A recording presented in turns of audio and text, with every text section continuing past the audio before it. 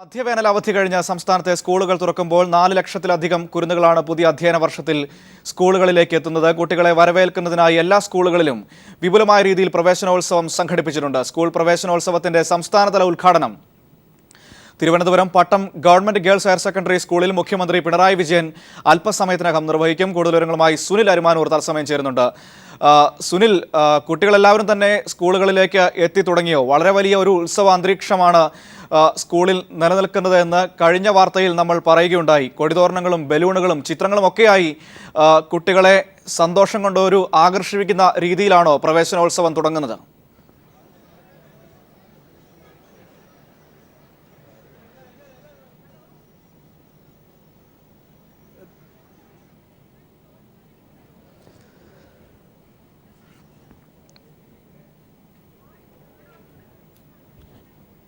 സുനിൽ, കേൾക്കാമോ? അല്പസമയത്തിനകം തന്നെ സംസ്ഥാനതല പ്രവേശനോത്സവത്തിന് തുടക്കമാകും. കുട്ടികളെല്ലാവരും തന്നെ സ്കൂളുകളിലേക്ക് എത്തിച്ചേർന്നിട്ടുണ്ടോ? ഒരു ഉത്സവ അന്തരീക്ഷത്തിലാണോ പ്രവേശനോത്സവത്തിന് തുടക്കമാകുന്നത്?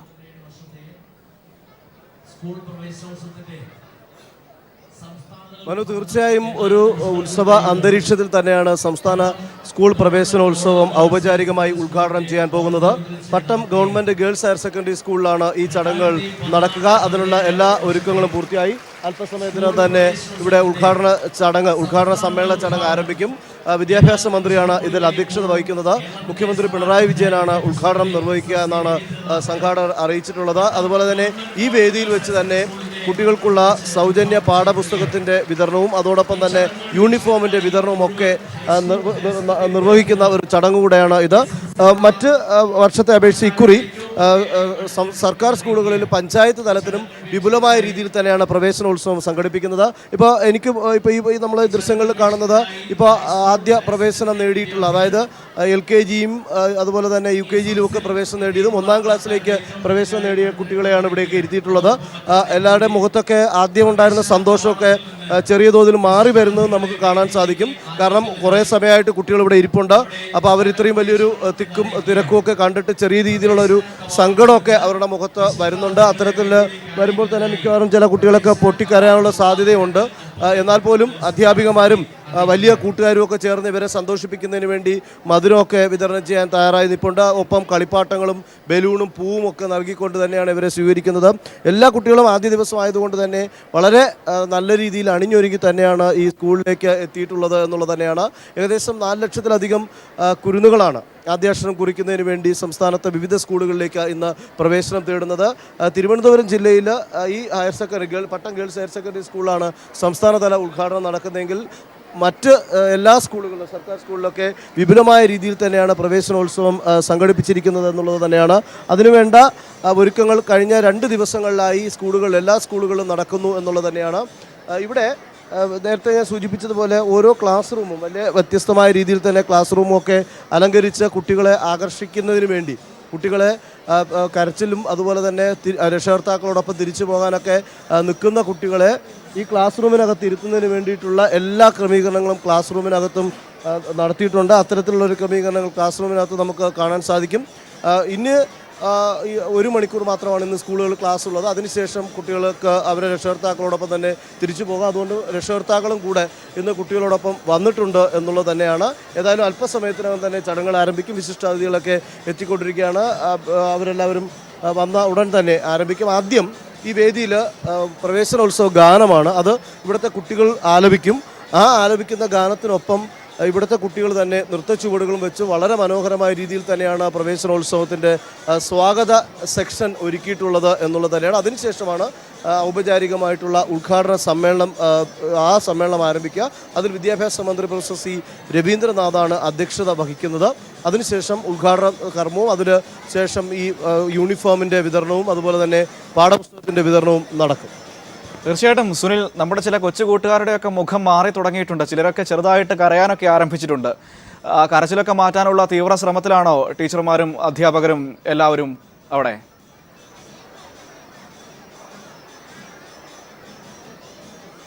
തീർച്ചയായും ഞാൻ നേരത്തെ സൂചിപ്പിച്ച പോലെ, നേരത്തെ നമ്മൾ ദൃശ്യങ്ങൾ കണ്ട പോലെയൊക്കെ ഇപ്പോൾ കുറേ കുഞ്ഞുമക്കളൊക്കെ വളരെ സന്തോഷമാണ്. പുതുതായിട്ട് വന്ന സുഹൃത്തുക്കളെയൊക്കെ ഒന്ന് പരിചയപ്പെടുന്ന കുട്ടികളെ നമുക്ക് കാണാം. പക്ഷേ പല ആൾക്കാരും ഒക്കെ നേരത്തെ വന്നതുകൊണ്ട് അവർക്ക് ചില ഉറക്കക്ഷീണം വരുന്നുണ്ട്. ചില ആൾക്കാർ കരയും എന്നൊക്കെ പറഞ്ഞ് ഉള്ള ഒരു മുഖഭാവത്തോടെ ഇരിക്കുന്ന കുട്ടികളും കുറവല്ല. കാരണം കുറച്ച് സമയമായി നല്ല ചൂടുണ്ട് ഇവിടെ. അപ്പോൾ അതുകൊണ്ട് തന്നെ വിദ്യാർത്ഥികൾ വളരെ നേരത്തെ രക്ഷകർത്താക്കളോടൊപ്പം വന്നിരിക്കുകയാണ്.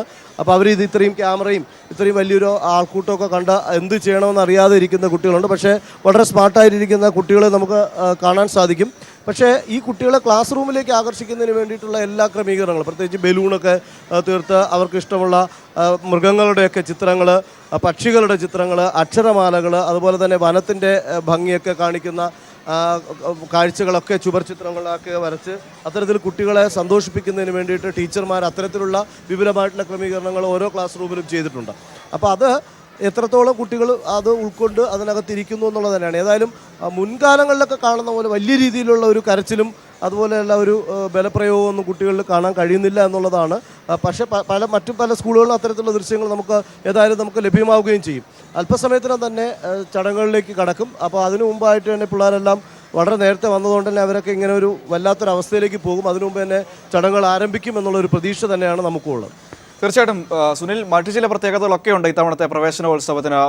ആദ്യ ദിനം തന്നെ പുസ്തകങ്ങളുടെ സൗജന്യ പുസ്തക വിതരണവും ഒപ്പം തന്നെ യൂണിഫോം വിതരണവും ഒക്കെ ഈ പ്രവേശനോത്സവ വേദിയിൽ സംഘടിപ്പിച്ചിട്ടുണ്ട്. ഒരാഴ്ചയ്ക്കുള്ളിൽ പുസ്തകങ്ങൾ ഏകദേശം എത്തിച്ചു തീർക്കുമെന്ന് വിദ്യാഭ്യാസ മന്ത്രി കഴിഞ്ഞ ദിവസം പറയുകയും ഉണ്ടായിട്ടുണ്ട്.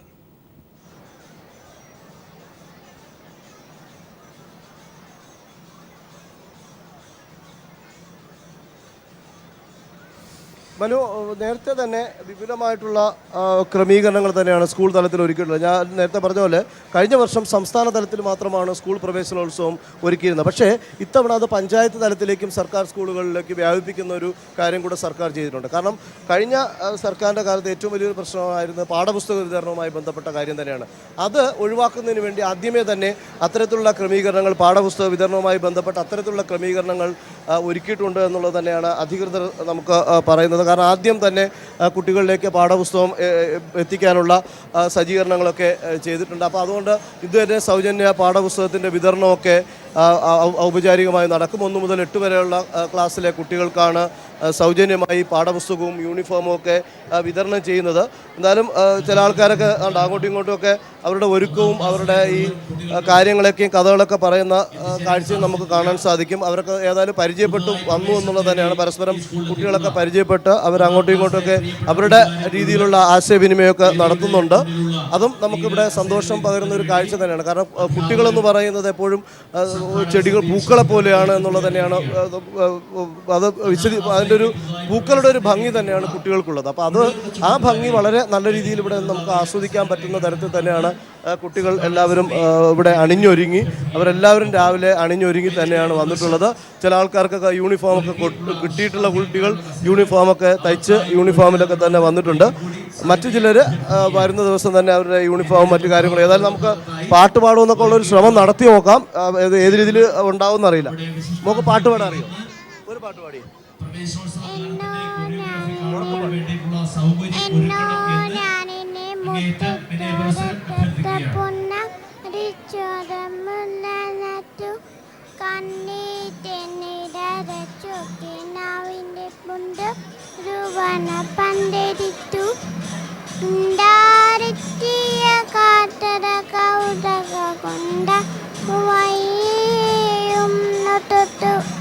രണ്ടാനാലിൻ്റെ ജീവരമുത്തവനെ വനക്കൊട്ടു ഇരുത്തിൻ്റെ കൂട്ട് കൊണ്ടേയിട്ടു.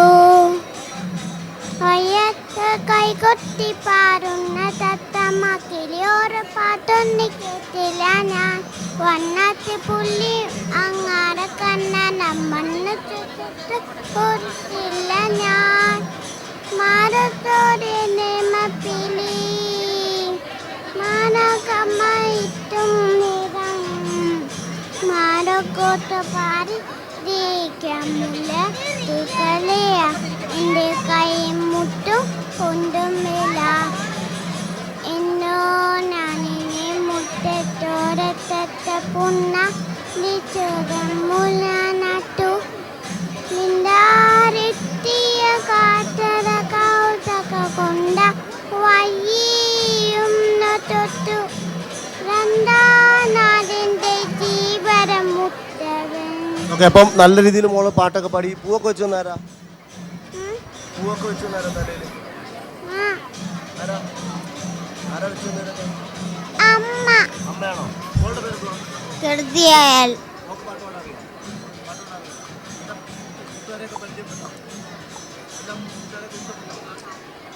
അപ്പം ഇങ്ങനെ കുഞ്ഞുമക്കളെല്ലാം ഇവിടെ നിറഞ്ഞിരിപ്പുണ്ട്. അവരുടെ ആദ്യ ദിവസം, സ്കൂളിലേക്കുള്ള ആദ്യ ദിവസം എന്ന് പറയുന്നത് അവർക്ക് എപ്പോഴും ഓർമ്മിച്ച് വെക്കാവുന്ന ഒരു ദിവസം തന്നെയാണ്. ആദ്യമായി സ്കൂളിലേക്ക് വരുന്ന ഒരു ദിവസം എല്ലാവരുടെയും മനസ്സിലൊക്കെ ഉണ്ടാകും. അതുപോലെ അവരുടെ മനസ്സിലും അത്തരം ചിത്രങ്ങൾ വലുതാവുമ്പോൾ അതിൻ്റെ ഒരു തെളിമ അതിനകത്ത് ഉണ്ടായി വരും എന്നുള്ളത് തന്നെയാണ്. അല്പസമയത്തിനകം തന്നെ നമുക്ക് ചടങ്ങുകളിലേക്ക് കടക്കാമെന്ന് തോന്നുന്നു. അവസാനഘട്ട ഒരുക്കത്തിലേക്കാണ്. വിദ്യാഭ്യാസ മന്ത്രി എത്തിയാൽ ഉടൻ തന്നെ ചടങ്ങുകളിലേക്ക് കടക്കും. മറ്റ് വിശിഷ്ട അതിഥികളെല്ലാം തന്നെ എത്തിച്ചേർന്നിട്ടുണ്ട്. ആദ്യം ഞാൻ നേരത്തെ പറഞ്ഞതുപോലെ പ്രവേശനോത്സവ ഗാനമാണ്.